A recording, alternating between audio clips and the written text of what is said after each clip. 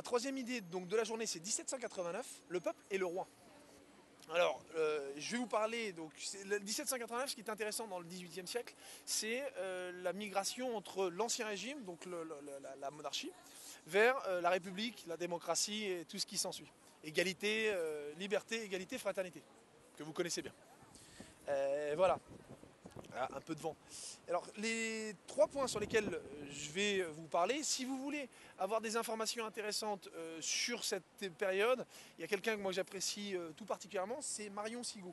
Vous pouvez regarder ses vidéos, ses conférences, elle fait des trucs qui sont vraiment, vraiment géniaux. Un autre historien que moi j'aime assez bien, c'est Henri Guillemin, qui vous donne un nombre d'informations, un nombre de références, un nombre de textes, un nombre de dates.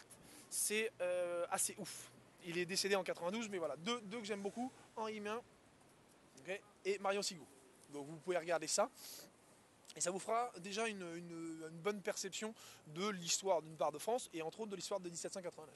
Alors en 1789, donc sous l'Ancien Régime, il y avait quelque chose de populaire qui était, donc Marion Sigaud en parle mieux que moi et saurait mieux justifier que moi, quelque chose qui est la Vox Populi, Vox Dei, la voix du peuple, c'est la voix de Dieu, c'est la voix de Dieu. Donc c'est le peuple est souverain. D'accord, c'est le concept. Et il y a un accord tacite entre la royauté, donc la monarchie, le roi, et le peuple, et son peuple. Le roi n'existe que si le peuple est. D'accord. S'il n'y a pas de peuple, il n'y a pas de roi. Vous comprenez? Pas de peuple, pas de roi. Normal. Donc il y a une sorte d'accord tacite entre le roi et ses citoyens et ses sujets. Parce qu'à l'époque, c'était des sujets. Et cet accord tacite, c'est le suivant. C'est le peuple est défendu par le roi, dirigé par le roi, en contrepartie. Donc non, le peuple travaille pour le roi et travaille au quotidien à faire les moissons, les constructions. D'ailleurs, si on regarde, c'est assez intéressant. Sous l'Ancien Régime, on sentait que les mecs étaient beaucoup moins court-termistes que sous la République et sous nos jours. Le mec qui a construit Notre-Dame ou les gars qui ont construit Anna Sophia en Turquie, un bâtiment qui a quasiment, je sais pas, 1700 ou 1800 ans, donc un truc qui tient, hein, il a des séismes, il en a vu, il tient. À l'époque, on faisait des choses sur du long terme, d'accord. Et moi, je crois que le glissement, il est à partir de la République, à partir du moment où on a commencé à dire on libéralise, d'accord. Et c'est là où on est devenu beaucoup plus court-termiste, c'est-à-dire c'est pour ma gueule que j'ai envie de travailler, c'est ça le concept. Donc l'accord tacite était le peuple travaille pour le roi, donc travaille pour l'économie et le royaume. En échange, le roi garantit la subsistance pour le peuple. C'est-à-dire que le peuple ne peut pas avoir faim, ne peut et ne doit pas avoir faim. Alors évidemment, on va me dire, mais si, il y a eu des famines. Oui, il y a eu des famines.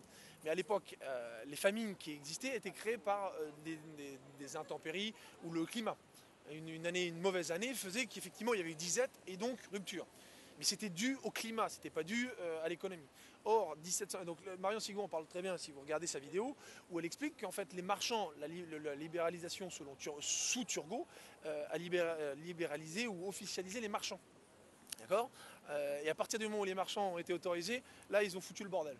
Mais normal, hein, déjà il y a 2000 ans avant, Jésus chassait les marchands du temple, donc il y avait un problème avec les marchands.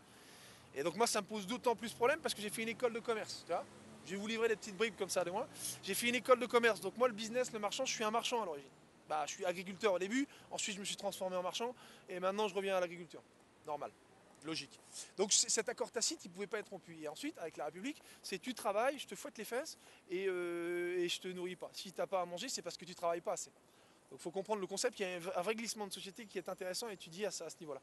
Il y a une dame qui est en train de récupérer son Vélib, ça va peut-être bouger, il y a peut-être un moment où vous n'allez pas comprendre. Donc voilà, donc ça c'est l'accord tacite entre le roi et ses sujets. Ensuite, donc, ce qui est intéressant, c'est la République se met en place. Il faut savoir que le XVIIIe siècle, il y a pas mal de choses qui bougent. 1789, c'est pas arrivé comme ça en un claquement de doigts en disant les gars, vous voulez faire la révolution? Ouais, j'aimerais bien faire la révolution. Allez, on y va. Hop, tac, les mecs sont sortis avec leur fourche, un soir, ils étaient bourrés. Non, c'est pas comme ça que ça s'est passé. Il a fallu du temps. Et si vous regardez, donc Marion Sigaud, une fois de plus, en parle très bien. C'est quelqu'un qui s'est découvert historienne sur le tas et qui, à mon avis, fait un travail remarquable.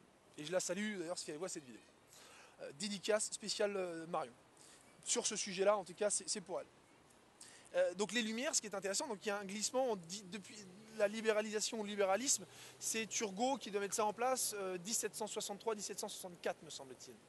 Et là, il y a un glissement. D'accord. On va récompenser ceux qui ont les propriétaires terriens plus que les paysans. Donc les marchands qui rentrent en place et tout ça. Et donc il y a une sorte de combo Turgot-Voltaire, d'accord, c'est même période. Adam Smith. Alors Adam Smith, pour les gens qui n'ont pas fait d'économie, je pense que vous ne savez pas, mais c'est le père de l'économie moderne. D'accord? Donc c'est intéressant de se dire que le père de l'économie moderne est contemporain à Voltaire, à Turgot, donc toute cette vague de libéralisme, et à Quesnay, le docteur Quesnay. Donc le docteur Quesnay, c'est le docteur du roi, et c'est un très proche de la Pompadour. Donc le mec, il est influent, tu vois. Donc le Louis XV, il s'est fait retourner comme une crêpe pendant son. Il croyait bien faire, le mec. Il s'est dit, bah ouais, non, mais c'est mathématique. Si je te montre une courbe comme ça de la bourse, tu vois, hop, ça monte. Là, le roi, il a dû faire, ah ouais. Et puis là, il a dit, amenez-moi un poulet. Bah, par exemple. Donc le mec, il s'est fait embobiner de A à Z. Regardez cette période, c'est là où on commence à partir dans le libéralisme et à exporter pour enrichir à monter l'échelle, tu vois, la petite pyramide qui est en haut des billets verts. Et ben, c'est ça. On a créé à ce moment-là, c'est intéressant parce que Amschel, et là je ne fais aucun lien, il n'y a aucune. Amschel Rothschild, bon, grand banquier de l'époque, cette époque-là aussi. C'est comme une sorte de coïncidence, il y a comme un truc qui se réunit à ce moment-là. Bon, surtout, ne prenez pas, certains m'ont déjà dit, je suis nostalgique de cette époque. Je ne suis pas du tout nostalgique. Moi, je suis dans le présent, je fais juste des constats. Et ces constats peuvent m'aider à mieux vivre le présent et surtout à projeter un avenir plutôt serein et plutôt amical, amoureux, fraternel, altruiste.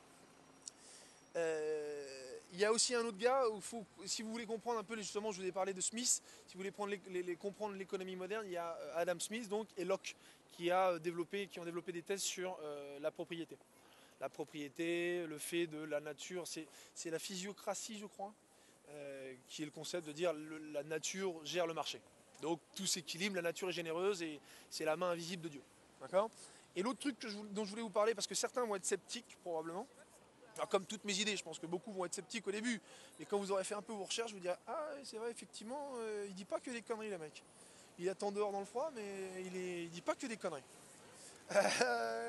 Ouais, pour comprendre le Vox Populi, Vox Dei, et le traité, les marchands, etc., je l'ai commandé moi sur Amazon, donc je ne l'ai pas encore lu. Je vous fais un peu la vente avant de l'avoir lu, donc j'ai pas un avis critique, mais prochainement je l'aurai. Je pense que vous pouvez regarder le traité de la police de Nicolas Delamarre.